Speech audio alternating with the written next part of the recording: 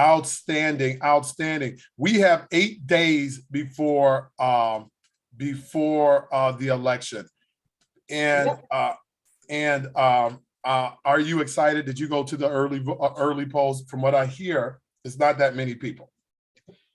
I have only early voted once. Mm-hmm.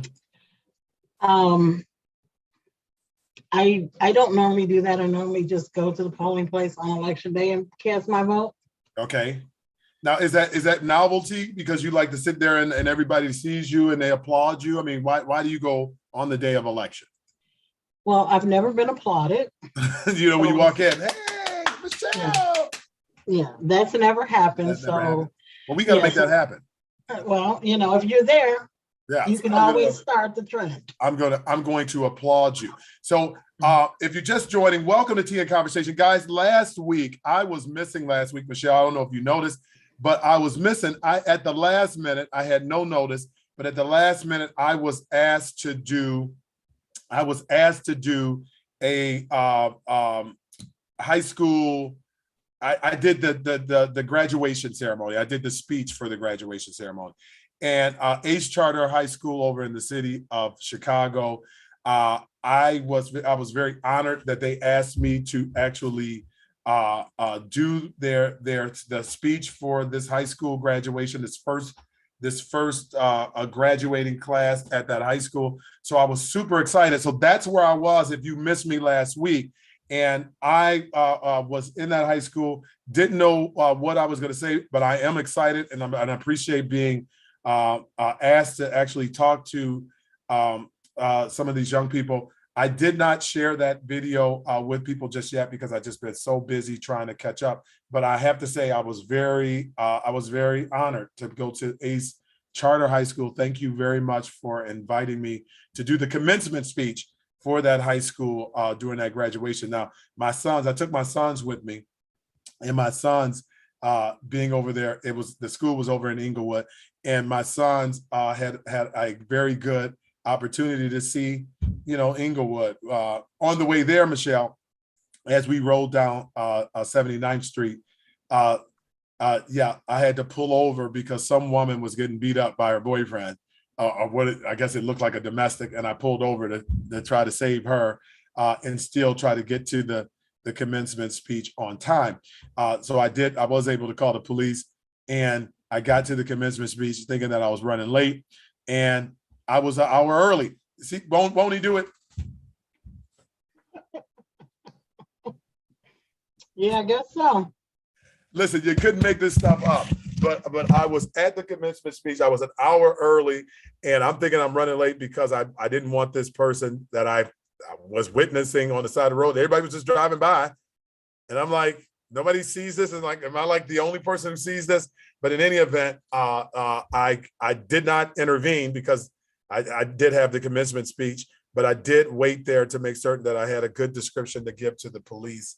And that this woman was okay. But other than that, it was a great speech.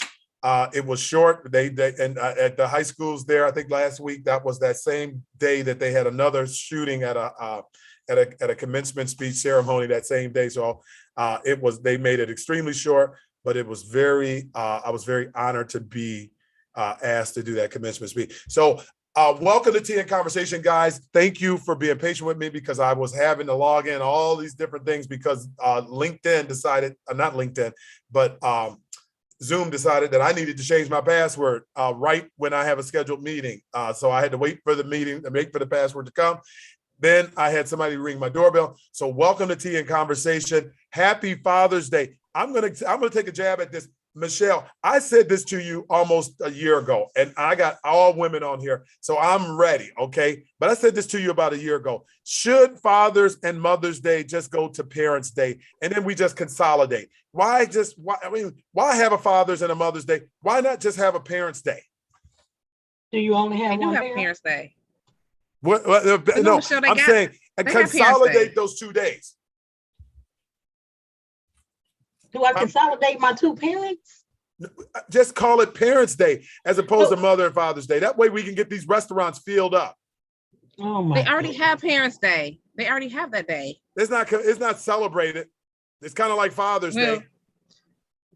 It's kind of like Father's Day. It's not really celebrated.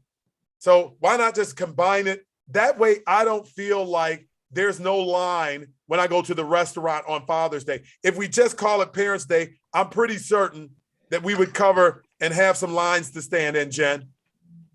So what you're saying is you just want to stand in a line to eat? Is that what you're trying to say?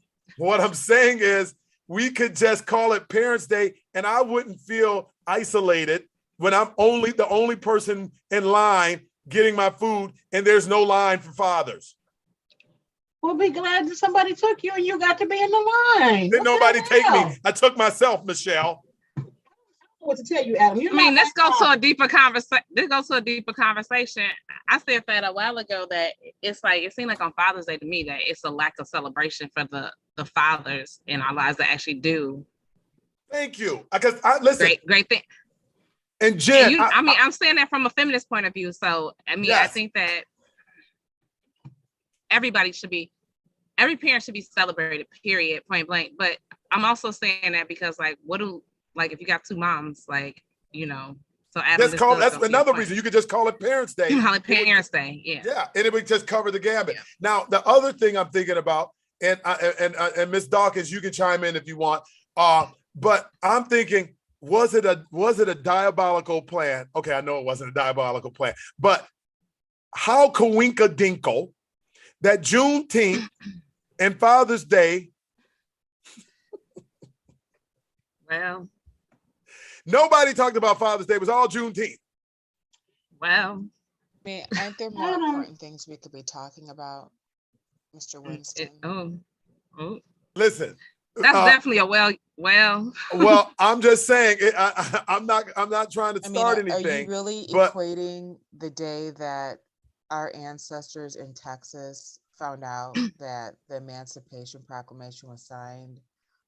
Are you really saying that there was a conspiracy between that day and Father's Day? Are you minimizing that day?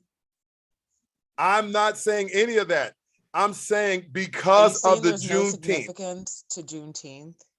I'm sorry, I can't hear you. Can you speak into the thing? Are you saying that there's no significance to Juneteenth? Is that what you're saying? What I'm saying is that because of Juneteenth, not only do men normally get the short end of the stick.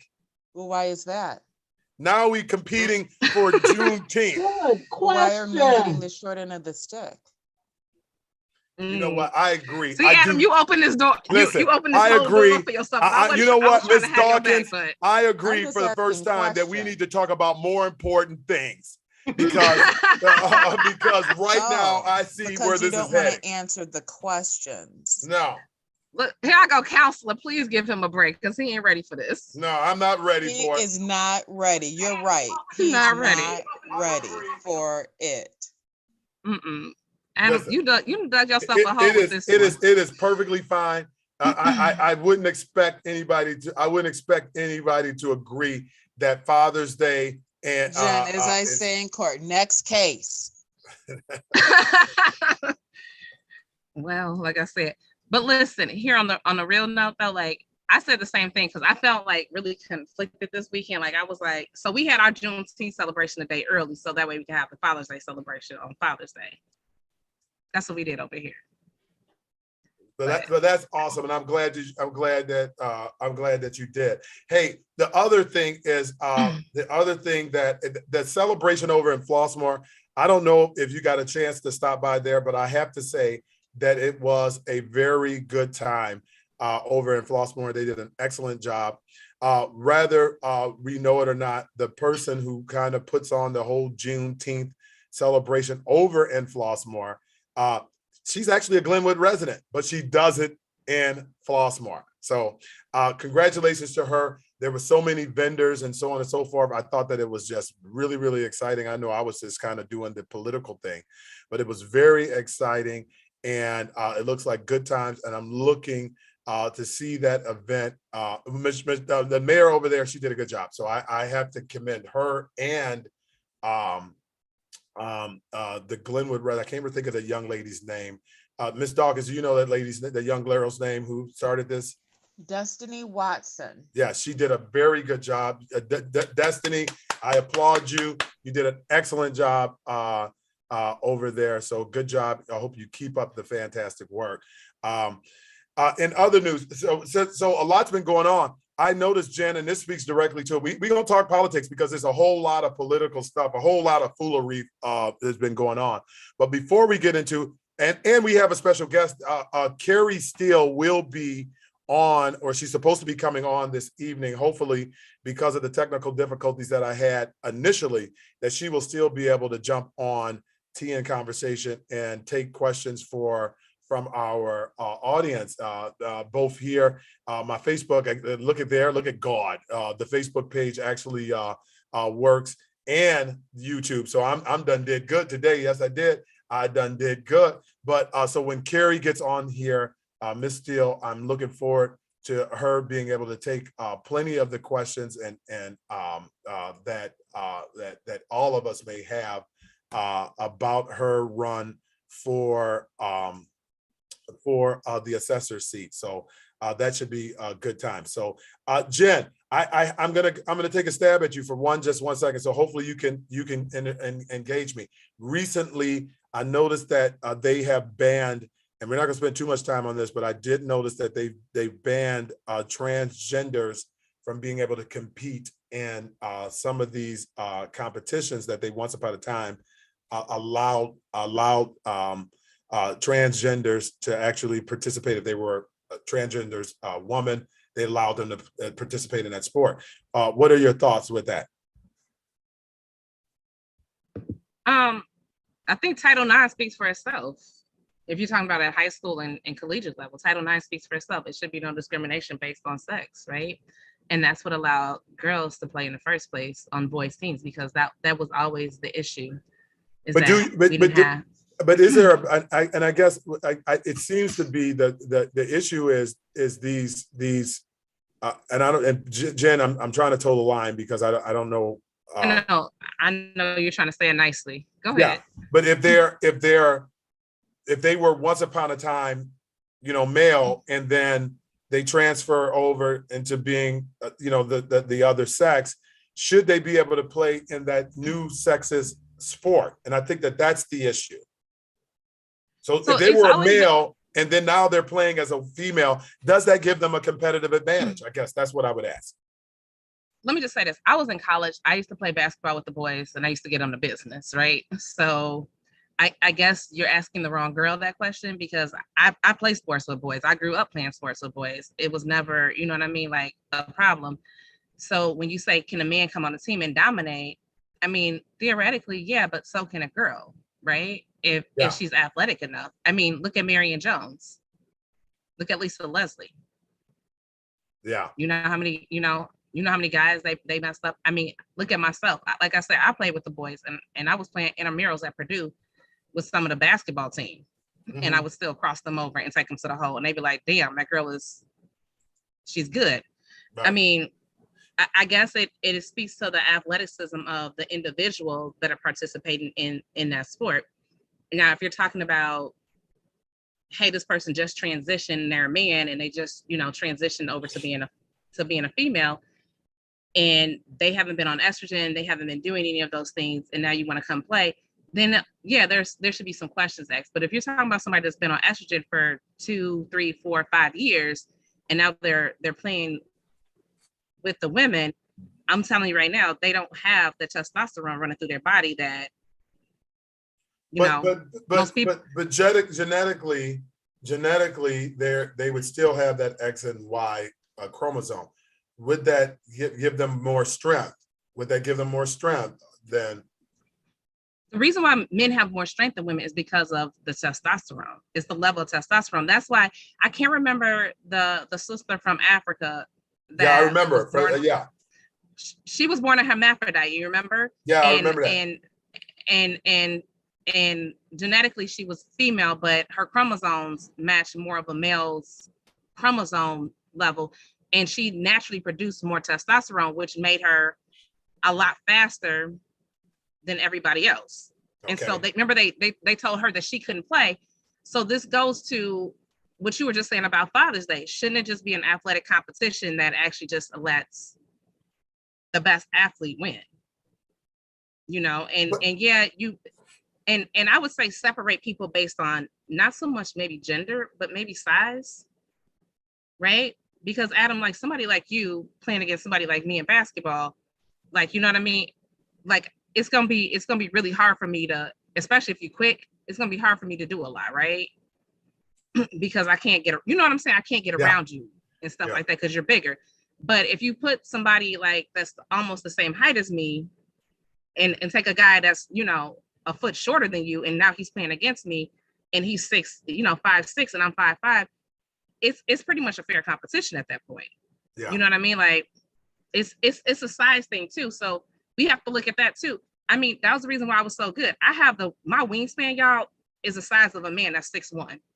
That's my wingspan in athletics. So can you imagine me playing against somebody that's my height and me blocking your stuff? Look, I can't even put my hand up in the screen. Look how far up my arm goes. Yeah, but you know the screen is pretty short. Okay, but so it's gonna get blocked all day. Like it's gonna get blocked just because that's just right. So I guess I mean I don't know. I have some mixed emotions in terms of that, because I guess I just don't have enough information about do men who are now have changed sex, do they still have superior abilities? I just don't know.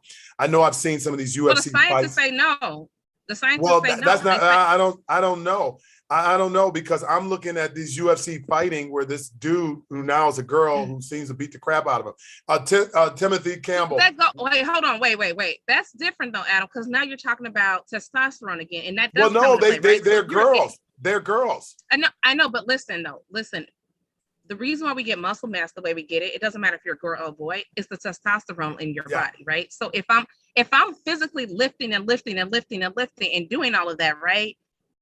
And I was genetically supposed to be a guy, that's gonna be that's what you're talking about issues. But wouldn't that guy, wouldn't that girl, kind of stuff that's gonna cause issues. But wouldn't that girl? But again, like I said, but wouldn't that girl who transferred over to a girl, wouldn't that guy that transferred over to a girl now increase their testosterone, which would put them back into the male category? You know what I'm saying? Well, that's what I'm talking about, and that's when it becomes an issue, because now you have a man in there, a genetically man in there. You know what I'm saying?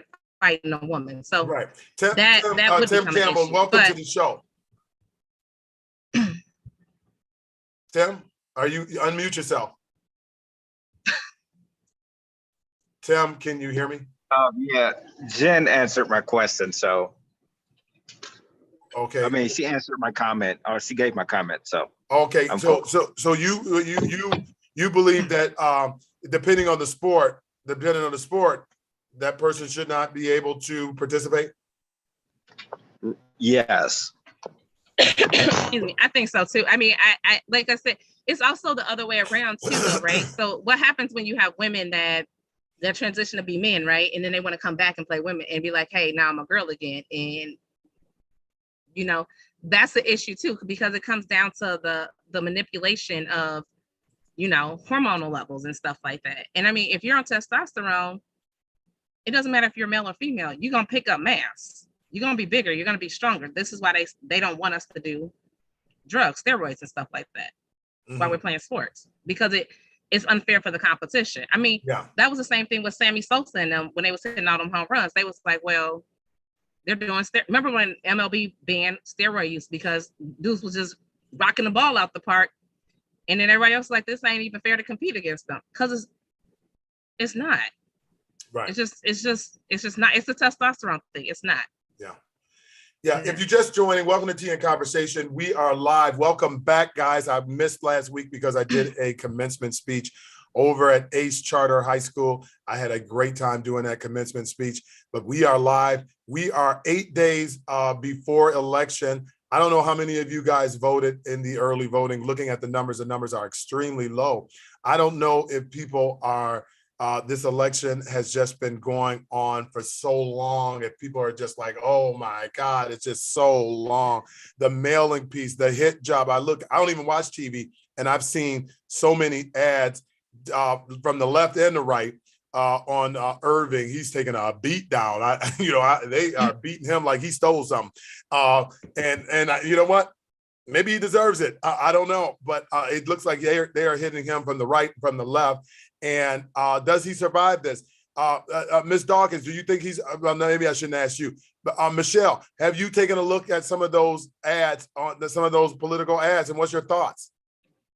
Well, you can't escape the ads, so yes, I've seen them.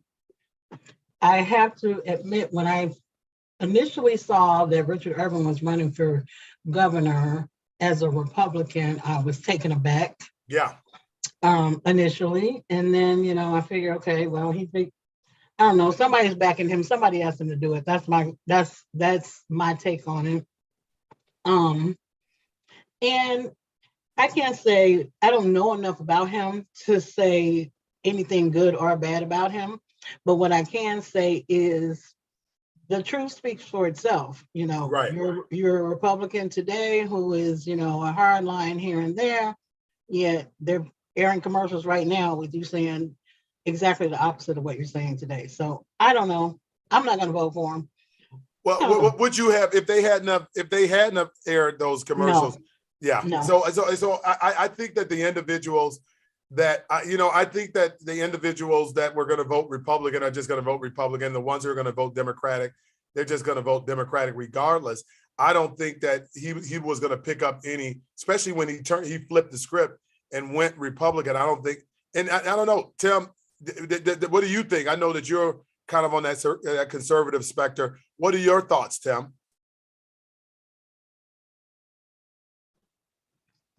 I really don't have any thoughts right now. Well, you've mentioned on a number of occasions that the gas prices, I mean, you feel like Biden is that Biden's fault.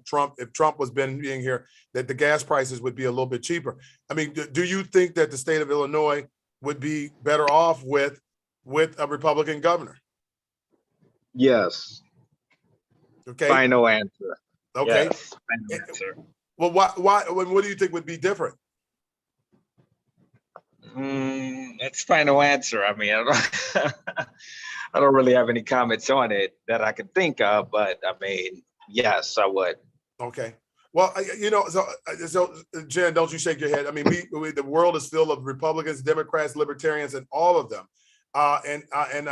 We have to respect. And this is what the Democrats we don't do such a good job at.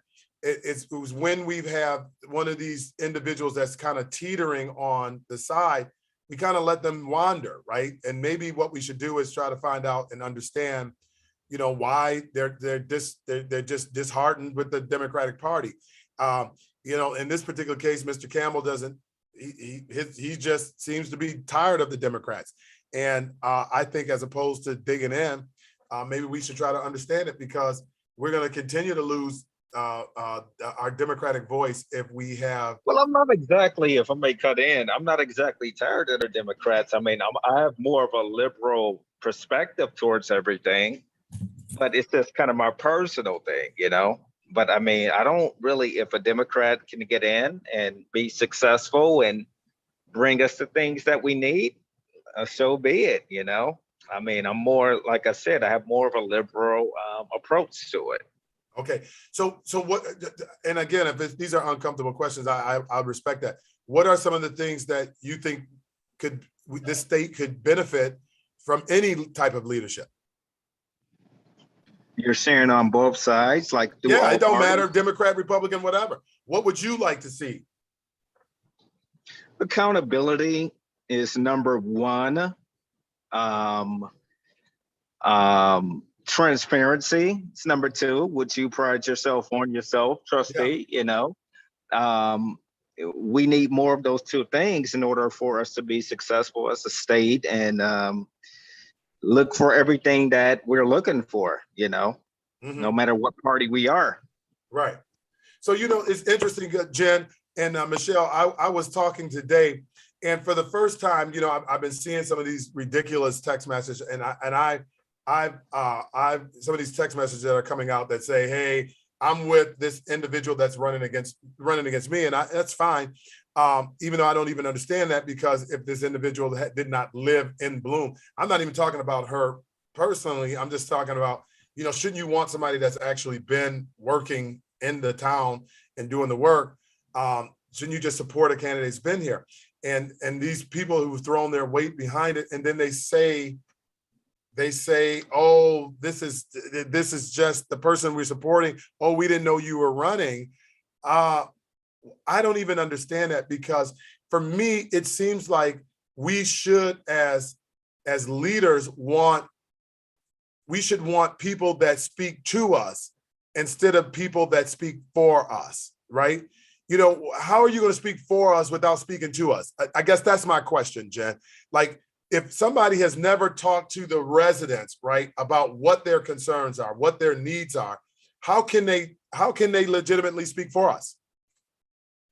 Well, that's the first thing we do when we do research, and that's the first thing we do, is that we don't look at what the polls say. We actually go directly to the people and we start asking them, like, hey, what do you say? What do you believe in?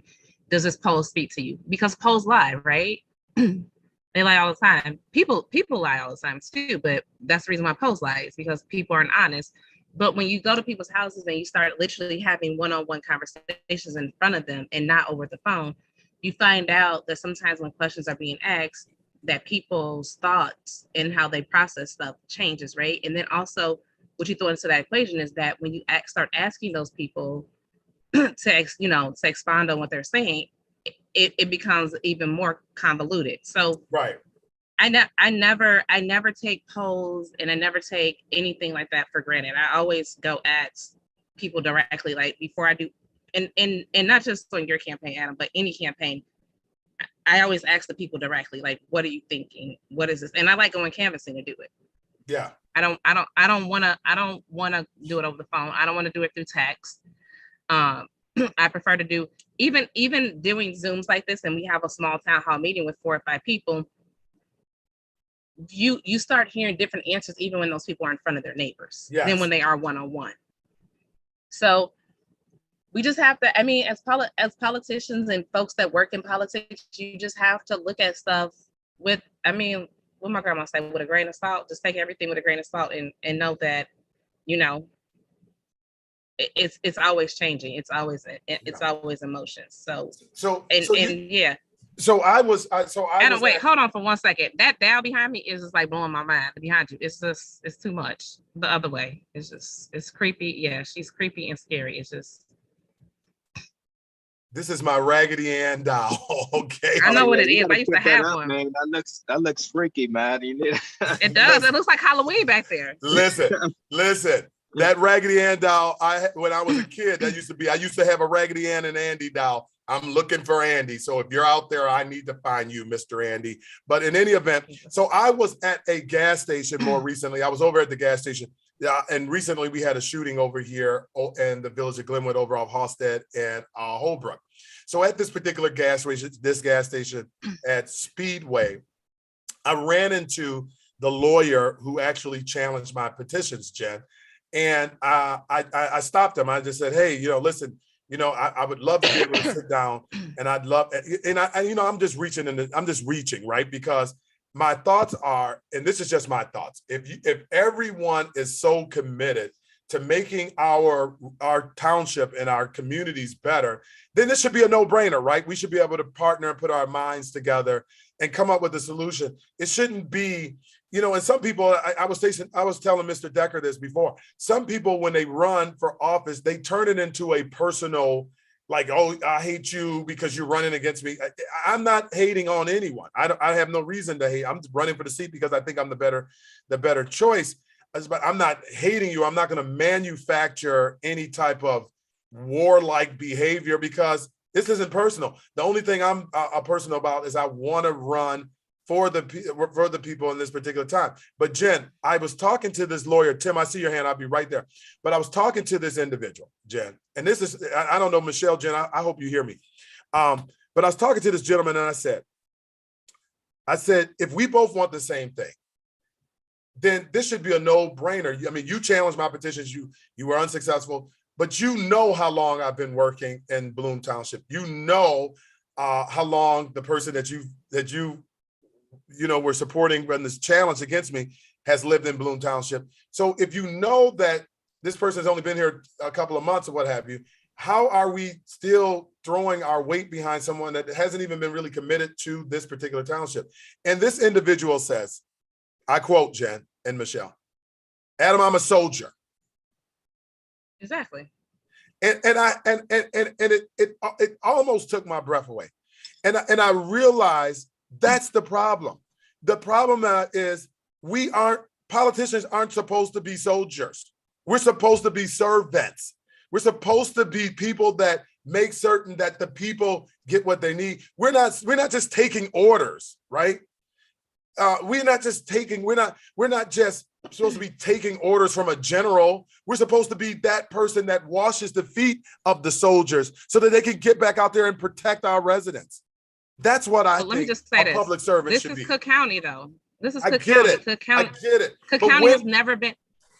It's never been that way. It's never gonna be that when way. are we going to start demanding that our public servants start acting in the capacity as servants? It's the same thing that we went through with police. It's the same thing that we went through with a lot of these other issues where it seems like we work for them instead of they work for us. If we're supposed to be public servants, right?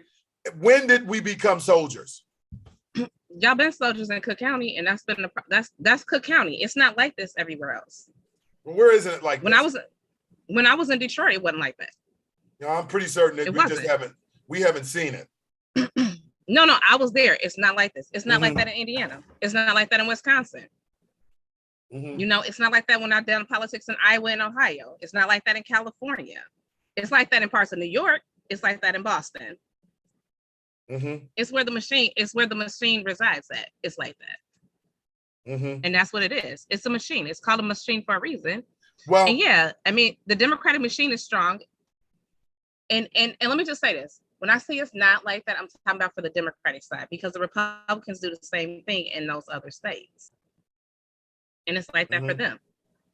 So, I mean, you get what you get. I tell people all the time, you want to fix our democracy, you have to fix the bureaucracy.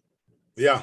It's not the democracy that's the problem. It's the bureaucracy. It's not the elected officials 9 times out of 10 the problem. It's people like me, because I have the ear of not only you, Adam, but like, let's just say right now in Chicago, probably about 25% of the Democratic Party I could call at any given time and have their ear. That's where your problem is. And it's not people like me being nice and calling for something that's actually helping our community. They're getting calls about the BS and all the other stuff that's not helping our community. And so when you have that problem, you're talking about the systematic, and this is when I talk about systematic oppression. This is how systematic oppression works. Because if I can call Trustee Adam Winston and get him on my agenda side, right? And then I can go over to Country Club Hills and call 2 of their trustees, and go to Chicago Heights and call a few of their trustees, and Calumet City, a few of their trustees. You see what a problem is? Right. It's the bureaucracy behind the democracy. That has always been the problem, especially in Cook County. Well, how do we fight through? So this lawyer isn't a, and I get it. You know, lawyers aren't public servants. They Ms. Dawkins, they are really, you know, they're a hired gun, right?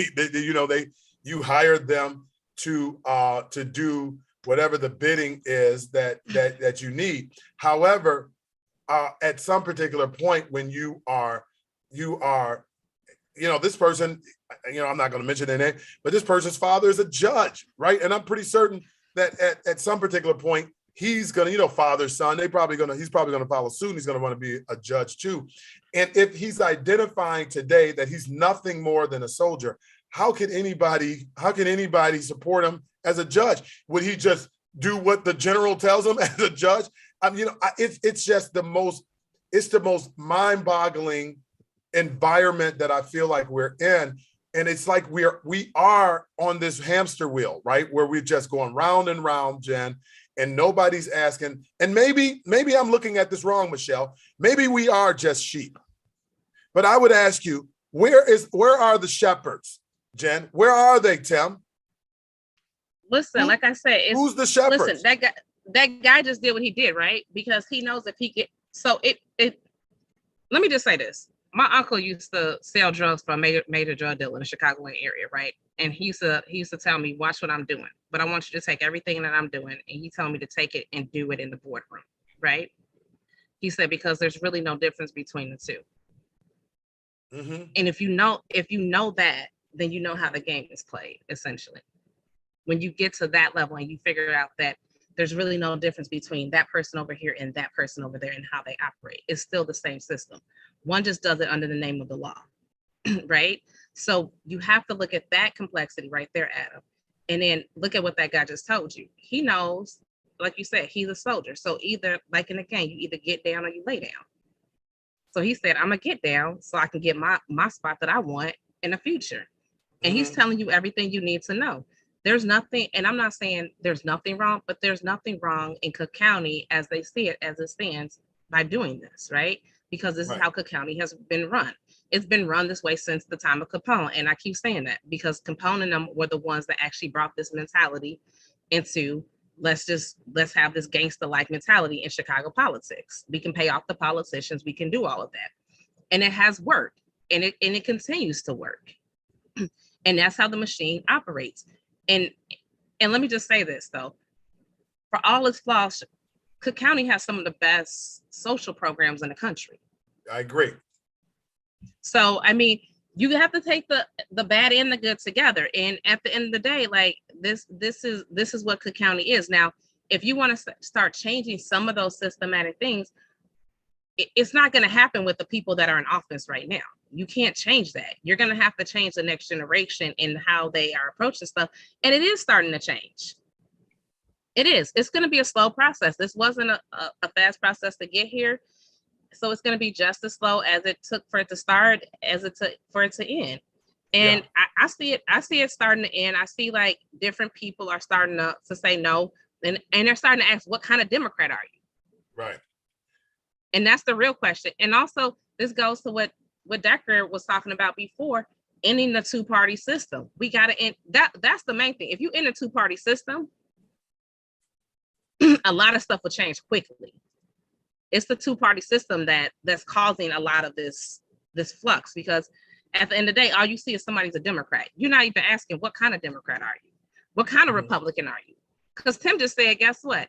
He said, I'm not a conservative Republican. I'm a liberal Republican. I'm a progressive Republican. But I don't. What's the difference? But that, and I don't know. I mean, I wish Tim could expand on that, because it seems like there's a lot of liberal conservative individuals that are going more or leaning, and maybe this is what the issue was with Richard Irving. He just felt frustrated with the Democratic Party, or maybe it was just an opportunity for him.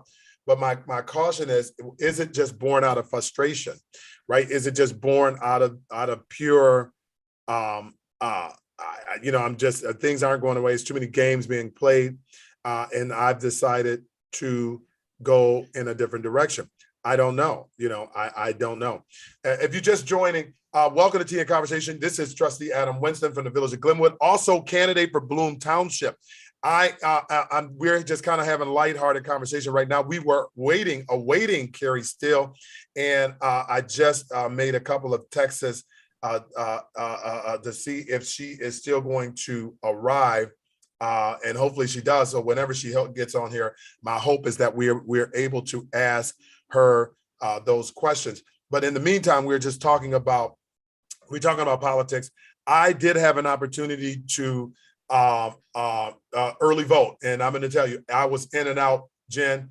I was in and out. There was no line at all. And when I looked at the numbers in this Southland area, especially, the numbers are very, very low in early voting. I think the only area that had real high numbers was Orland. Orland seems to be a hot. It seems like everybody's voting over in that Orland environment. So they said Thornton numbers were up too. They said Thornton's have been up too because of the recall in Dalton. But here's the thing. Yeah, but here's the thing, right? So I don't look at early voting numbers ever, right? Because especially since we added vote by mail, that threw a wrench in everything. And so I advise all my clients to that you're campaigning now begins pretty much as soon as that vote by mail stuff hits people's doors. So you need to be at their doorstep now. You can't no longer count on early voting locations. And actually, I'm a big advocate of just getting rid of early voting locations in general. I don't see why we even have them anymore, because you can vote by mail. Well, I kind of like them because it should encourage people it should take away some of those excuses that people have about I didn't have time to vote, right? Because I had to work that day. Well, that's why I vote by mail. Like, I mean, I can't remember what state it is. I want to say it's Oregon, but they don't even have polling locations anymore because they said it served no purpose. And I agree. If you can vote by mail, why do I need to go to a polling location? Period. Send me the thing in the mail and I'll vote. Like, and it's free. It doesn't cost anything. You put it back in the mail and that's it. I mean, yeah, but how much fraud could that open up? There's no fraud in Oregon elections. They've been doing that for I want to say. Well, what if I just know order it's been a over ballot? 10 years. What if I just order a ballot and I don't? Because you got to enter your social security number and your driver's license number. So it's not, I mean, even when I vote by mail, you got to enter both of those to even get the thing. So I think that's how it should be. If you ask me, that's how it should be. You should be able to enter your driver's license. And also, I'll even do you one better. If I can file my freaking taxes online, why can't I vote online? Well, but taxes are you talking about, no, are you talking about your income tax? Yeah, if I can file my taxes online, which is the most private information on the planet, my social security number, my husband's social security number, my kids' social security number, their birthdays, all of that stuff, our addresses, the best phone number to contact me, my email, I can do all of that online. But you're telling me I can't vote online because you can't secure it? I don't believe it, because you can't secure it. Just vote online. Listen, I don't know if they can. I'm just going to be honest with you. This year, after seeing so many hiccups in the political process, that the numbers wrong in terms of the amount of signatures people needed in order to run for ballot, until we get a better process at making certain that, there's not so many mistakes, right? Like yesterday, the day before yesterday, the polling place at Prairie State, they had no lights. How does Prairie State, all of the lights go off? Again, all of the lights online. went off. Listen, Jen, look at my face. But did you hear me? Again, vote online and it solves all those issues. And everybody's like, how and why would we do? The IRS has been running fine with collecting income taxes online for years. Jen, look at my face. All the lights went off in Prairie State during the election. Again, this is why I say vote by line. We got the clerk over in Calumet City that's not even overseeing the election. Right. The other question I had, and there's another question I had, Jen, why is there early voting? I don't care. I know I'm going to catch hell on this one, but why is there an early voting location in South Chicago Heights when Prairie State is right up the street? Again, vote online, call it a day. Well, listen. And how, like I said, the IRS can track everybody down for doing anything anyway. How they asses oversee it? Sorry, helping them see the election. It's a real easy fix, right? Right. Like we already have systems set up for this. I'm like, just use them. It causes a lot less problems. And like I said, you know how hard it is to hack into the IRS system. It'd be just as hard to hop into a voter system. And also every election is federally ran anyway and oversaw anyway. So at the end of the day, why not just use the federal government to just host all the nation's election? Also, y'all, I'm a big advocate of having elections all on one day across the whole country. Mm-hmm. I'm so tired of primary here and this person having a primary, and Bernie Sanders suggested this too. One election. Is this because of your work schedule? No, I've always been that way. I don't understand why Iowa having this primary and this caucus, and we over here having this primary and this. Just have it all on one day. Have one election day twice a year. Call it a day. So, Jen, what are your predictions? We have one in November. Count 6 months. Have the next one. What are your predictions? I mean, do you have any predictions for Secretary of State? I'm hoping David Moore pulls it off. I would like to see David Moore pull it off. I think because out of everybody that's running, he is the most honorable one that's running. Yeah. I met Alexi. I'd like to see him win too. I'd like to see. And Alexi's a good guy. Don't get me wrong. He's not he's not, not a bad person or anything like that. But I would like to see David Moore, just because I've seen what David Moore's been doing in the city of Chicago, and how this man go outside in the hood and talks to gangsters on the corner and be like, listen, we can find another way. We can get you a job. We need more leaders like that. We need people like you said, Adam, that are just he's a true public servant. Yeah. Is that what, and I'm questioning, is that what we want? I mean, I mean, sometimes I wonder if the people really want leadership or if they just want soldiers, like I just mentioned earlier. Tim, you had your hand up. Did you want to say something, Tim? Tim, your hand was up. In any event, I know that Alexi Janulius was recently over in the village of Glenwood. He was over at Glenwood Oaks last week, and some of the other candidates did not receive that invite, which would have been nice for people to be able to see not only Alexi Janulius, but they should have been able to see some of the other candidates. I don't know.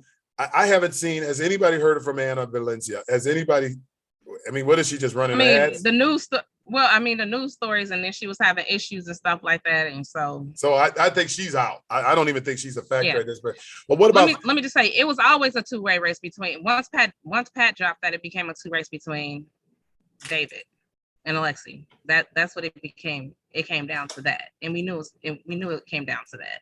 So what about Sidney Moore? Who is Sidney Moore? I don't even know. There's another person on there. You got David Moore, who we know, and then there's another person called Sidney Moore. Oh, that's the person that we were talking about in the beginning, that they just threw their person name on the ballot so they can confuse people not to vote for David Moore. Miss Dawkins, do you know Sidney Moore? He's from Homewood. No, I don't. Okay. Well, there is a David Moore and a Sidney Moore that are running for Secretary of State. So when you go to the polls, you want to be mindful that you're not just jumping on a Moore, and that you got the Moore that you want, either the Sidney Moore or the David Moore. But David Moore is the one who's been right here on TN Conversation. In terms of, I got to ask this question, Jen. I got to ask this question. Kim Foxx's husband was playing video games and got beat up. What happened? Listen, I've been saying this for so many years, and I continue to say this. People's personal lives do not belong. Why call the police, Jen? Why? But listen, I said this with Bill Clinton when I was a teenager, and I remember Bill Clinton was on TV and they were talking about, his whole thing with Monica Lewinsky.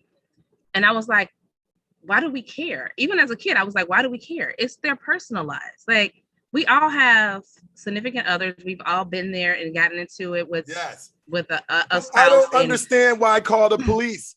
Why call the police? Like this, when you got a wife or a spouse who's really, she got enough crap to deal with, and I'm not giving her cover, right?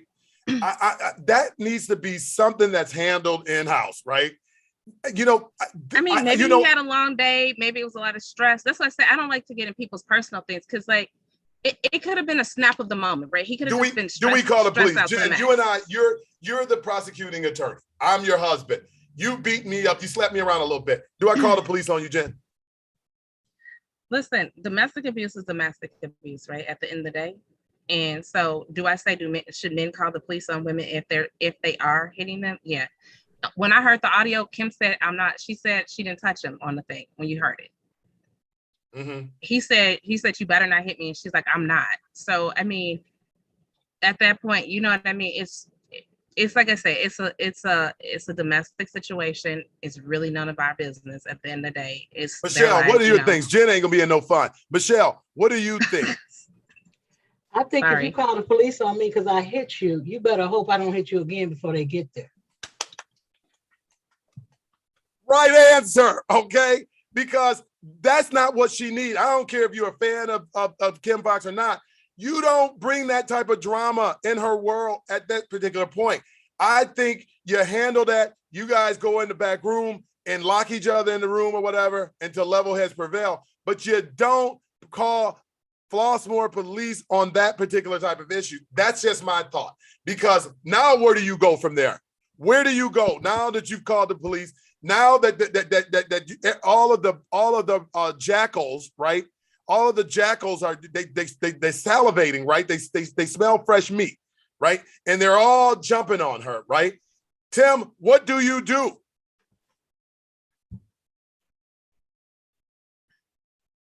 Tim? Wait, Adam, can I ask this question though? Go- What if it go was reversed around? What if it was the other way around?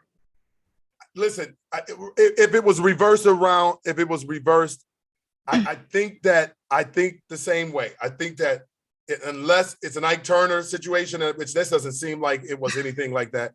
This just seems like a husband and wife who kind of had a tough day at the office. It didn't seem like this was like an ongoing issue. This just seems like people who just were upset for whatever reason, maybe because I'm almost 50 and I'm still playing video games. It could be because of that reason. I don't know. But that ain't, hey, listen, I didn't say, that was in the police report. Okay. So I didn't say that. I said it, but I'm just regurgitating. Okay. No, listen, I'm just saying, this is what I'm saying. At the end of the day, Miss Dawkins, if me and you were married, you at work all day, and I'm at home with my, I'm at home playing my video. How do you know games. how do you know that's what he does all day? What does he do? What does he do? I mean, so you just like the meanest whole man and just made him. I don't know. I'm not demeaning anything. I'm not. Listen, Like I don't you just know. stay at home and don't do nothing. All I know is the argument was about a video game. Like I said, this is why I stay out of people's personal business. That wasn't my. Hey, I wasn't in it. It was public information. No, I know, but that's why I say I stay out of their personal. Because let me just tell you something. Like my husband plays video games when he comes home after working running two different companies. Okay, is the house clean And before he gets on that game? No, our house stay a mess. Does he make sure you eat first? Yeah, he makes sure we eat. Does he take care of the kids and make sure you okay, or does he come in there and make sure you stressed out? No, I mean we talk, but I mean, like I said, personally, I've been there before. We've been in those situations. You slapped your husband around? No, I don't slap him around. I try not to hit people, period. But I've been there before. Like, you know, where you want me to turn the video off, Jen? What? No, we've been there heated before. You know what I'm saying? Arguing, fighting. Yes. And he has to walk away and I have to walk away. And then we don't talk for a few hours. And then, you know, at the end of the night, hopefully everything's smoothed out. I mean, that's just normal relationships. I mean, my husband would even say, he's on here. He would even say that, like, if a couple is not having fights every now and then, something's wrong. But I don't think not everything should be perfect all the time. But I don't think, and I don't know your husband, okay? And happy Father's Day, Josh. But I don't think that you and Josh get into a heated argument and you work in this high-powered job, working for a client like Adam Winston, right? And all of a sudden y'all get into these arguments. I don't think Josh calls the police on you. I don't believe that. Because of what I do, he would never call the police. Just exactly. Because of what I do. I think that Josh he already knows that'll like, bring. I'm out of here. I'm going to play video games over at Adam's house. I don't know. I don't think that he would call the police to further add insult to injury. But you don't, like I said, you don't know what transpired prior to that, right? So this might not have been the first time. This might have been like the fifth time. So like I said, we don't know because we're not in their homes. And we're not in that marriage. And I don't want anybody in my marriage, so I don't go into other people's marriage. Yeah. And I've been with my husband for 20 years. So listen, I don't want that. If I was married to a high-powered person, we got to work that out. There should be some ground rules before it ever happens. Look, I mean, I already got enough stress. I don't need to be fighting with you, blah, blah, blah, blah, blah. We can't be calling the police for some of these things that we should be able to handle internally. So that's just my thought. I thought that it was something that should never have happened. And right now with Kim Foxx, whether you're a fan or not, so all the people out here pinging my box right now, I don't care. The reality is she did not need the extra. She didn't need the extra drama from somebody who lives in the house calling the police. I just don't think that helped or was very helpful. I just think it was just a sad situation. Yeah, it's a very sad situation. I'm praying for their family. I hope their family make it through it, and Yeah. you know. Yeah. Well, in any event, we got 8 days, guys. 8 days before the election. I need all hands on duty. Okay. So if you have friends and you know people that live in Bloom Township, I would ask that you reach out to them and ask them to early vote. Make certain that they punch 202. I hate to use T in conference. No, I don't. I don't hate to use it because I've had trolls in my thing. But this is what I do. I've been doing it, and I didn't just start doing it. But I would hope that you would encourage all of those individuals rather than Chicago Heights, Flossmoor, Olympia Fields, Homewood. If you're over there in Homewood, before 183rd, all the way down to Western. So this is the territory, 183rd to Western, Western over to Stager, Stager down the state line, which would be what street? Wentworth or Burnham? Burnham. Burnham would be down to Burnham. Oh, wait. I think it's Wentworth. Or Burnham. I think it's Wentworth. It's Wentworth, yeah. It's Wentworth. So it's down, it's a Stager down to Wentworth, Excuse me. back over to 183rd. So if you're in Lansing, that means that 183rd is Ridge Road. It's Ridge Road, but it's not the north side of the street. It's the south side of the street. So if you go on the north side of the street, you're not in Bloom, you're in Thornton. But if you're on the south side of 183rd, that is all Bloom Township. So make certain that if you got loved ones that are there, that you encourage them to go to the polls, take a neighbor, and make certain. Wait, I got a question. What part of Lansing do you have? So Lansing goes, so it's only to 183rd. To 183rd back south. Okay. So anything on the other, the side where the Beggar's Pizza is not Bloom. So across the street though is Bloom? Across the street is Bloom. Really? I didn't know that. Yep. So across the street, because Ridge, so in Homewood, that's not 183rd, but however it turns around that court, it becomes 183rd, which is Ridge Road in Lansing. So that part of that Lansing community over into Linwood, over into Salt Village, because it does go over into Salt Village. It goes to Ford Heights, Stager, it goes to Stager, and it goes to South Chicago Heights and Chicago Heights, back over, it just goes to Western. Western is your cutoff west, back over to 183rd, back down to, like you said, Wentworth. Okay. So that means TF South is in Bloom? That's what I was saying. No, TF South is not in Bloom. Well, that's on 186 in Burnham. No. Yeah, that's what I was gonna say. So you actually do mean, so that's what I was thinking too. You mean past that other street, what street is that? That's like Glenwood Lansing Road, the road that leads to, that's airport. not Ridge Road. Yeah, that's the not airport Ridge. road. Yeah, so it's Glenwood the road. Lansing, not Ridge. Yeah, that's the road that you're talking about. Ridge, 183rd Street is where it goes down to. Well, that would put TF South in Bloom Township. Where is 183rd in Lansing? I mean, is that Ridge? I'm on 180th. I'm telling you right now, I'm on 180th. So if you go 3 blocks south. You know what? Let's just figure it out, because it's a straight box. It isn't. Bloom Township is a box. It's not a weird shape. Okay. I'm looking at it right now. So let me just tell you, that's the railroad. And that's what hold on for a second, Adam. You're right. No. I think I'm right. No. So guess what? So 186 is not 183rd. You're off by 3 blocks. So 186 is your cutoff box. Okay, so everything South just makes it into Thornton. Thornton Township. Yep. So it's that end of the road. That's why I was saying that. It's that end of the road that goes down to Stony Island. So it's not Ridge Road, it's 186. Mm-hmm. It's 186 going all the way down. So it's 3 blocks off as you go into Glenwood and Homewood. It's so 183rd and 186 are the same streets. It just changes. So when you're in Homewood, it's 183rd, and then when you go to Lansing, it's 186. And then you have that all the way down to, what street is this? That's State Line. So you go straight down State Line. State Line so again is what? Block. State Line is Wentworth or Burnham. State Line is State Line. Right. It's Where's State Line at? It's like 2 blocks east of Wentworth. It is. It's State Line and State Line. So you have State Line. I don't see that when I go down Glenwood Lansing Road. On Glenwood Lansing Road, you're not gonna see it. It's right where the airport ends and the gas station begins. So just Oh, go to okay. Google Maps, So Adam, if you and go, type you're in not Blue talking about where Township. that helicopter is parked. You're talking about a little further down.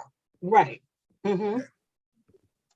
Adam, I'm gonna drop this link to you because all you got to do is go to Google Maps and type in Bloom Township. It'll pull up the I whole caught myself township. looking at it, but I mean, I guess I didn't look good enough. But it's 3 blocks off. So 186 in Lansing. I thought it was 183rd because I know 183rd is the cutoff in Homewood, but not the north side of the street. It's only that it's only the south side of 183rd back over going towards Chicago Heights. So if you live in any of those areas, you are actually in Bloom Township. Okay. And Blue Township is huge, by the way. Yes, it is. And the sad And I'm not part talking about the population. I'm talking about just the spread of it, because a lot of it's forest preserve. Yeah. So, but if you know someone, please encourage them to go and vote. I prefer early because it's going to be enough. There's going to be enough things to do next week, and everybody ends up forgetting in the primary. You know, people are like, "Oh my God!" After the primaries, you will get a little bit of a break after next Tuesday, because after next Tuesday there won't be an election until November, and that's when you will officially choose the governor. Don't tell them that. That's not true. They Well, don't get a when is break. We don't get a break this year. Don't tell them that. I get We don't. Jen, but half of these candidates are going to fall off. No, don't tell them that. Adam, I'm telling you not to tell them that, because guess what's about to happen right now? Come into August, guess what I gotta go do? I gotta circulate petitions. Guess for what? So what you want me to? You don't want me to tell them that these candidates that are running in the primary is going to be smaller? Listen. That's not what's about to happen, right? What's going to happen? It gets even larger. Come the end of August, beginning of September, we circulate petitions for municipality races, which we have two elections that are now overlapping. I'm not even talking about the municipality. That starts in November, December, or August. It doesn't though, because it starts at the end of August. It starts at the end of August, okay, but you don't turn the petitions in until. And let me just tell you why I'm telling you not to tell people that, because guess what's about to happen after this election? Guess who's also running again, coming up again? Me. Exactly. So don't tell them the election's over. Okay, but listen. Okay. So the gubernatorial election. There you go. Will be winding. It won't be winding down. It would just be getting all of the. This is about to be a mess, Jen. What? Why do you think I'm so cranky? I've been working. Y'all want to know how long I've been working for right now? I started last year, and I haven't stopped, and I won't stop until the end of the middle part of next year. I won't stop until like April of next year. So this will I don't get any breaks. This will actually be a mess. If you live, so Michelle, I don't know if you know, Donna Miller is no longer our state rep. What? Donna Miller wasn't your state rep anyway. She was. In my area of Glenwood, it was Donna Miller. And now Donna Miller was your Cook County Commissioner. I mean, I'm sorry. Okay. Okay, stay with me, Jen. I mean, I'm tired. It's too long. I told you this election season is too long. Donna Miller is no longer our commissioner, Michelle. If you live in this part of Glenwood, it used to be Donna Miller. Now it's Deborah Sims. So Deborah Sims is that seat that now is the person that's running for 2 seats is now covering mostly all of Glenwood. So I don't know how they did the district lines. I have no idea. Okay. I don't know what they were thinking of, Jen, but Donna Miller now is not covering. And actually, I think she did a pretty decent job, but her territory no longer covers Glenwood like it used to. So if she was your commissioner before, she isn't. I think she took all of South Holland. I think that's what happened, and then they annexed Glenwood to Deborah Sims. Now, Ms. Dawkins, do you know who your commissioner is?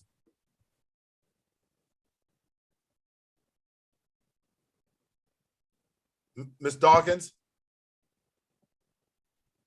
Okay, because I know that she's somewhat in that Bloom Township area, but the territories were so weird. in terms of, I think her state rep is still Anthony DeLuca. And I believe it's still Anthony DeLuca. How did those state rep roles, did they break those up too, Jen? Yeah. So District 29 now, how is that running? So District 29 now goes all the way to Kankakee. It never did before. So now it goes all the way down to Kankakee. Does it go in Homewood? I think we have a part of Homewood, yeah. And I say we because I'm doing District 29's race. So I think we have a part of Homewood. It's really gerrymandered. A lot of these seats, only seats that stayed the same is Township stayed the same, and Township never changes, even in a census year. And then the judge seats don't change until 2024.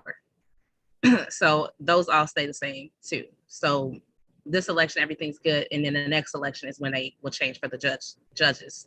So Yes. they're actually adding more to the sub-circuit to make it more, I guess I want to say equitable, give it more equality in the sub-circuit, but. So that's good. You talk about the judge seats, and I want to know your opinion on this. And Michelle, I mean, I love the diversity in thought. I was thinking, because of the fact when I went to vote and I'm looking at this sheet with all of these judges on it, should there be a separate election for just judges? I think so. I don't think that they should have judges running at the same time as all the others. I think that it should be on a separate voting cycle. That's my thought. I don't think judges should be. I don't think judges should be part of like partisan either. It shouldn't be Democratic. No, I agree. I agree. I don't think it should be partisan. And somebody said the judges should run in municipalities, like the municipalities elections, where they're not partisan. You just run. Well, I agree with that too. In the municipal elections, you can run by a party. No, I know, but like, most of the municipalities, it's like the People's Party or something like that Right. they made up, right? It's not, Right. It's usually not Democratic. Unless you're like in Dalton or someplace, they run as Democrats or some of those other places. Right. But most of the places it's a nonpartisan race. And I think that should be the case. It should be a non-part. Also my personal thing about judges is that I don't like the retention thing. I never did. I don't think retention should be a thing. I think judges should have to run for re-election. And they should have to stand on their court records, just like politicians stand on their voting records. Yeah. I think that's fair. And I think that's how you keep people accountable too, to make sure that you have decent judges. Because when you do retention, most people just hit the yes button. They're not even paying no attention. And they don't even know who these people are. There's only been only 2 judges ever that haven't gotten retention. And one took a major campaign push against her, and that was the one she was a guest on your show. That was the one that Pretwinkle ran against her, right? No, it was the one where what is it called? Injustice Watch put a major push, and Injustice Watch is owned, and I shouldn't say owned, but they're partnered with, I can't remember if it's the Tribune or the Sun Times or something like that, but they put a major push against one black, and it was a black woman too. On top of that, they put a major push against her. That was the only time a judge, other than the white guy, that didn't get retention. Who was the judge? Who was that judge? Jackie. Oh, okay, Miss Portman. Yeah, when Jackie ran. But and I mean, in her situation, it was just ludicrous too, of like why they were trying to get her not to get retention because she did something with the family. I'm like, we have judges that are literally sitting on a bench that have blackface.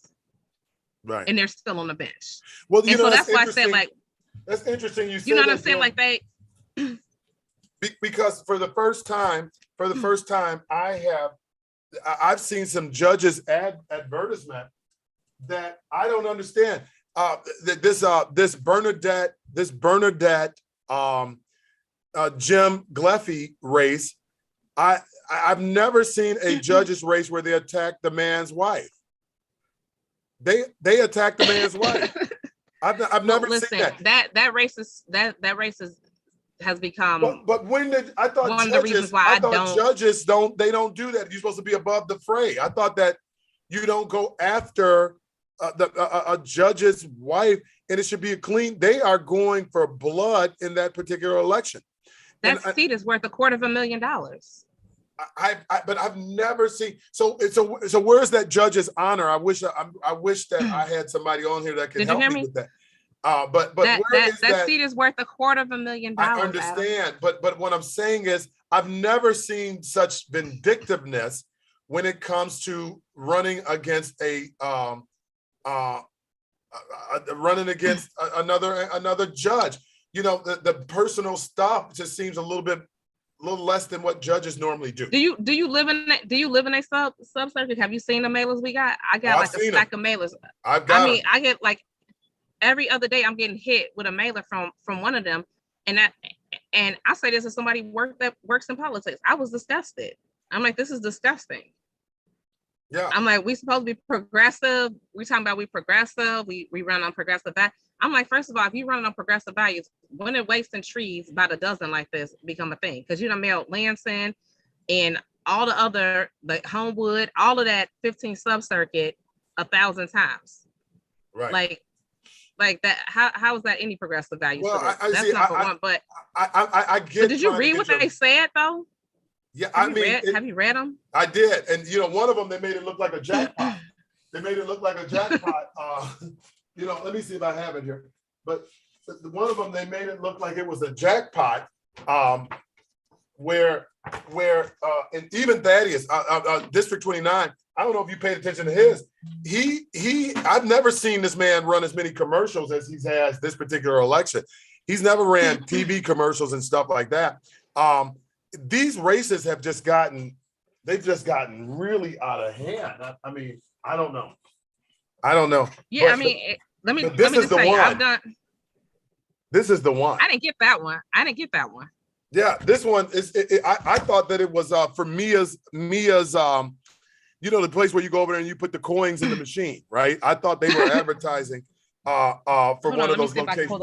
And they're going after his wife. They're going after Jeff Gleffy's wife, and I thought that was terrible. Like, how do you go after the man's wife? This is the one I got where they were like, she voted with Trump people, and then this is the one that she put out where she was talking about that she's the best in the bar association that recommends her and her opponent doesn't. And then this is another one I got from her that went into talking about domestic abuse victims and stuff like that. So I don't know. Well, I don't know either. That race, I mean, if that's a hot race, obviously. But when I see you attack the man's wife, at some particular point, and like I said, I thought this was an advertisement for to go to one of those those little places where you do the casino thing, and then I turned it into this person took lobbyist money. Like, what the hell? Like when do we start as judges? I start attacking people's family. It just seems like conduct. Well, like I said, the seat is worth $250,000, and it's Jim. No, his name is Jim, right? Jim. As Jim pointed out. Yeah, Jim Gleffy. If they win, that's $500,000 pretty much for their family. Yeah. Well, you know what? I don't know. Let's just say this, Adam. Her husband's a judge right now. Who the Bernadette? Yeah, her husband's a sitting judge right now. Well, and so that means they would stand to have $500,000 coming in the house. That's what I'm telling you. So you don't think it's gonna be heated for that? Baby, I'm gonna tell you right now, it's gonna get real heated. About $500,000. So $500,000 in the household. So we throw everybody on the bus to win this one, right? But let me just tell you, if it was me, I'm just gonna be honest with y'all. It's batting time. We going up to bat. I mean, that right there. I mean, how much does the president get paid a year? He don't get that. There you go. I think he does get close to $500,000 a year. There you go. That's how much they will take in. So you don't think it's gonna get heated for that? Yes.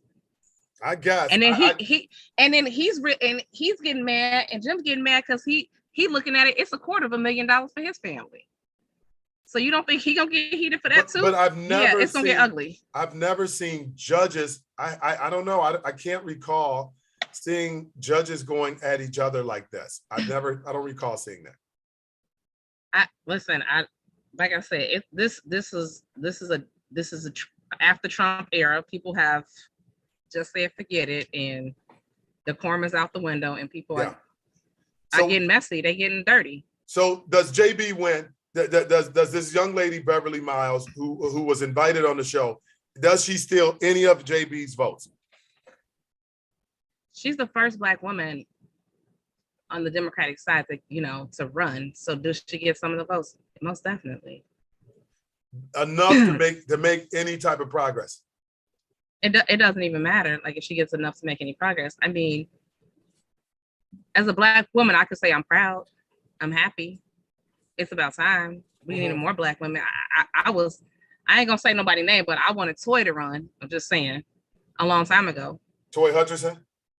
Yeah, I wanted her to run. It's time. It's time. I'm cheering for Stacey Abrams so hard right now down in Georgia. We don't have any Black governors, any female Black governors anywhere. Well, you got Richard Irving. Did you hear what I said? There's never been a female Black governor in these United States. Never been, ever. but there's never been a Black male governor. Yes. I mean, but there's been a Black male governor in other states. We've never had any Black female. Never ever has. There's never been anyone that looks like me. I mean, we just got Justice Jackson, which I just took my shirt off. Right before the show, we just got Justice Jackson. So you don't think some of us are cheering for that sister just because she's a sister and we won, and she's educated and she's qualified for the position? Of course she's gonna steal some of it. Now, is she gonna beat JB? Probably not. But do you think she's not gonna get a cheerleading section behind her? Yeah, we're gonna cheer for her. Yeah. I hope all the Black girls that are running for governor, I hope one of them too can get in right now. I'm cheering for them because I think it's one in North Carolina too. So my good friend, he is actually running on the Republican side, Max Solomon. What do you think he's gonna do? I don't know. Max went quiet. I haven't heard anything from Max, and I was cheering for Max too, because like you said, we ain't had no Black men either. So, well, he's no doubt running, and I have seen him, even if it's just small amounts. But Max is running as a Republican, and I saw. Did you have a chance to see any of the speeches on online or anything? I mean, when they had the debate, he was on there. He was holding his own. Max. Let me just say this: Max is a brilliant attorney. He's one of the best elections attorneys in the state, and not even just in Illinois, but in Indiana as well. So Max is phenomenal. He's qualified. He's well educated. I don't agree with him on a lot of the things that he stands for. But do I think he's capable of doing the job as governor? I think he can. Yeah. And he's out of here. What I like is that he lives in Hazel Crest. Well, yeah, like I said, what I like about it is that he's capable of doing a job. We got people that aren't capable of doing jobs, and they keep getting these seats because they got money, and it ain't no other reason behind them other than they got money and they're getting these seats. So to get somebody that's actually capable of doing a job into office, I think that goes to what Tim was saying earlier, is that, like, can we just get people that are capable and not just, hey, I'm a billionaire, or I have $500 million and I can blow, all this money on this election. I think at the end of the day, people just want people that are capable. I tell you this all the time, Adam. The best person for me to run for public office is the mailman or the crossing guard.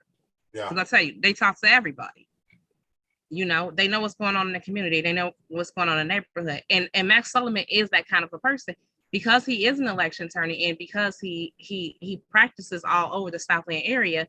He knows what's going on out here better than most elected officials do. He has his pulse on the community. So I don't have to agree with you politically on every single thing, and we don't have to get along on all of the issues, because God knows I don't get along with half of the stuff Max says. But do I think he'll do a capable job? Yeah, I mean, it's the whole, Bush kind of thing. I didn't like President Bush, but he wasn't Donald Trump, who just wasn't capable of doing a job. And that's what we need to start looking at, and not be like, oh, this is a Democrat, this is a Republican, but can these people actually perform? Yeah. Well, this has been fun, Phil. Well, again, 8 more days, guys. Let's get that word out.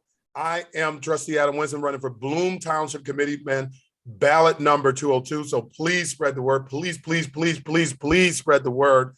Let's not allow this particular seat to get away from us. And I know, I don't know why anybody would care, right? Like I used to think, Jen, I used to think that Bloomtown, committee seats, I used to think that they were absolutely pointless, right? And it wasn't until I understood the role of the committee person seat and what they do that I understand now that we need somebody that can get it done, right? And I personally think that I'm that person. So I don't think we just throw anybody in this particular seat. That seat is way too important. There's no way Bloom Township falls to number 3. I'm doing like this guy who always says 3 and then he puts another number. He says 2 and then he throws up 3 fingers. We should not be number 3. We should kind of be on that line of 2 right after Thornton because of our size. But we have got to get serious about making certain that we have representatives that actually represent us, Bloom Township. Not many of us even appreciate this. And I say this, I say this unapologetically. We got one community running all of the things in Bloom. And what's interesting about that, Jen, is that most people in Bloom don't want to live in that community. So how is that one community running everything in this particular township? Most people are trying to move out of that particular area, which makes it even more interesting for a person to move from Flossmoor into Beacon Hill. That's just a very interesting. Well, again, it goes down to the Democratic machine being the Democratic machine, Yeah. And when you have that machine and it's well oiled and played well, then that's what you're gonna get. I mean, Chicago Heights is a stronghold. Yeah, It's been a stronghold. But again, let me ask you this. Hold on for a second. Where did Capone used to live at when he was out here? Exactly. Yeah. So Chicago Heights has been a stronghold. And I think since that Capone should be used to live in Chicago Heights. That should be a concern for all of us because I don't think many things have changed. I still think that there is some remnants of some of that. I'm gonna tell you like we say in my hood. Good luck with that one, player. Yeah. Well, my hope is that I mean, Jen, why even try, right? Why don't I just curl over? Listen, Chicago Heights is a lot better off than what it used to be, and also on top of that, like it's a lot of good things that are happening currently in Chicago Heights. Like what? That are going to continue to happen. Like what? Well, they're building up their infrastructure. Like what? Tell me, what infrastructure are they building? I'm talking about they're trying to bring more small businesses in. I mean, Where? I'm looking at the new ice cream place over there by Marion Catholic. The icy place, the all cash icy place. That's what I'm saying. But Marion sits in Chicago Heights. So Marion Catholic High School is in Chicago Heights. So they do have some, it's not like Chicago Heights, all of Chicago Heights is horrible. Like I told you before, across the street, I didn't even know I thought that was Olympia Fields, and that's Chicago Heights. So Chicago Heights. They do have some areas. They have some areas that are not bad. I mean, I'm not throwing the community under the bus. I mean, I think that the community is a community rich with culture and opportunity. But I also appreciate the fact that when it comes to most of those areas, like the one you're mentioning too, most people move over there so that they can take advantage of the schools. They want to be able to live a place that's close to Marion. Yeah, and then take advantage of HF or the school district. So there's a reason for that too. And it's nothing to take away from the residents in the community. That's a good community. I just think that we need other voices speaking up and representing it. And that's all this thing about. But we can get there. So I'm not living in that space. I'm not, hold on, I'm sorry. Adam, isn't Chicago Heights the biggest though? City? It is. It's one of the biggest. It's one of the biggest. It has more residents. It's a city. Chicago Heights is a city where Glenwood is a village and South Chicago Heights. It's what it is. My reason for saying this is that even with that being said, we still need representatives that represent all of that particular, it should represent everything. We should make certain that we have voices and people from all over. So my hope is that we pull this off. It's not that hard to do, guys. All we got to do is go to the polls and vote. Tomorrow, if you're in the village of Glenwood, there is a board meeting. There is a board meeting. The last board meeting was quite interesting as I walked in and was ambushed by the husband of someone, which I thought was completely inappropriate. but he ambushed me and he had a couple of colorful words for me at that meeting. So hopefully nothing like that happens tomorrow at that particular meeting. But please take a look at the agenda. It is riddled with all types of stuff.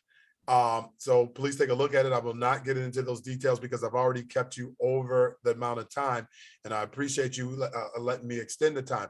This has been as usual, and Carrie still didn't show. I waited, and I texted, and they said, oh, she couldn't make it because I know it's election season, but I was hoping that I could at least introduce you guys to Carrie Steele. But in any event, maybe next time. That's what I tell my sons every time they disappoint me. Next week is election day. Let's get out to the polls. What else can I do, Jim? Okay. You know, I tell my sons, hey, maybe next time. Okay, you got to own that, right? Maybe next time. But until next time, until next Monday, which is the day before election, the day before the primaries, I will see you then. This has been TN Conversation. You guys have a great night.